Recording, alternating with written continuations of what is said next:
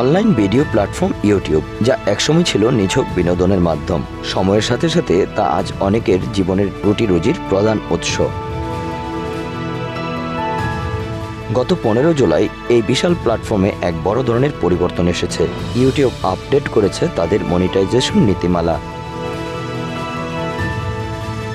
নতুন নিয়ম অনুযায়ী কোনো কন্টেন্টে মৌলিকত্ব না থাকলে, অর্থাৎ সেটি যদি রেডিমেড বা অন্যের তৈরি কন্টেন্টের হুবহু কপি হয়, তবে সেই ভিডিও থেকে অর্থ উপার্জনের সুযোগ থাকবে না। এর ফলে চ্যালেঞ্জ হয়ে দাঁড়িয়েছে বহু কন্টেন্ট ক্রিয়েটরের জন্য, আর যারা সত্যিকারের সৃজনশীল তাদের জন্য খুলে দিয়েছে এক নতুন সম্ভাবনার দ্বার। এই নিয়মের মূল উদ্দেশ্য অরিজিনাল কন্টেন্ট বা মৌলিক ভিডিও নির্মাতাদের উৎসাহ দেওয়া। ইউটিউব জানায় তারা চায় প্ল্যাটফর্মে এমন ভিডিও থাকুক যা ক্রিয়েটরদের চিন্তা, অনুভব ও কল্পনার ফসল। এই আপডেটে রিপিটিসাস কন্টেন্ট শব্দবন্ধকে সরিয়ে আনা হয়েছে, নতুন নাম দেওয়া হয়েছে ইনঅথেন্টিক কন্টেন্ট। অর্থাৎ এখন থেকে কোনো ভিডিও যদি আগের ভিডিওর মতন হয়, যা কেবলমাত্র পুনরাবৃত্তি হয়, তাহলে সেটি অনার্জিত বা ইনঅথেন্টিক কন্টেন্ট হিসাবে বিবেচিত হবে। তবে রিইউজড কন্টেন্ট, যেমন কন্টেন্টে ব্যাখ্যা যোগ করা, ক্লিপ কম্পাইল করা বা কোনো ধারাভাষ্য দেওয়া, তেমন ভিডিওর ক্ষেত্রে আপাতত কোনো বাধা নেই। অর্থাৎ আপনি যদি অন্য কারো কন্টেন্ট ব্যবহারও করেন, তাতে যদি ব্যতিক্রমী ও নতুন কিছু যুক্ত করেন, তাহলে সেটি অর্থায়নযোগ্য।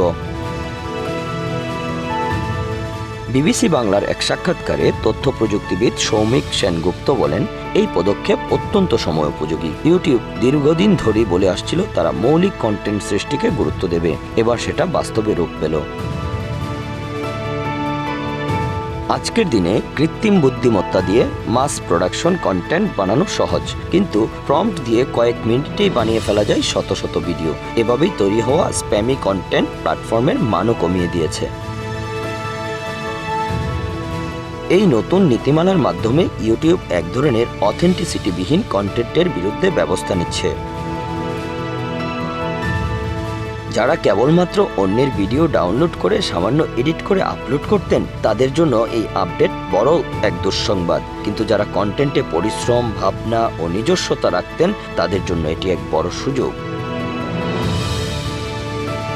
এতদিন অনেকে ট্রেন্ডিং ভিডিও বা রেডিমেড ক্লিপ দিয়ে খুব সহজে আয় করতেন, এখন মৌলিক কন্টেন্টের গুরুত্ব বাড়বে। এই আপডেট শুধু কন্টেন্টের মৌলিকত্ব নয়, বরং ইউটিউব এখন চাইছে কৃত্রিম বুদ্ধিমত্তার মাধ্যমে তৈরি কন্টেন্টের উৎসও স্পষ্ট করা হোক, যাতে ভুয়া ভিডিও বা বিভ্রান্তিকর কন্টেন্ট নিয়ন্ত্রণে রাখা যায়।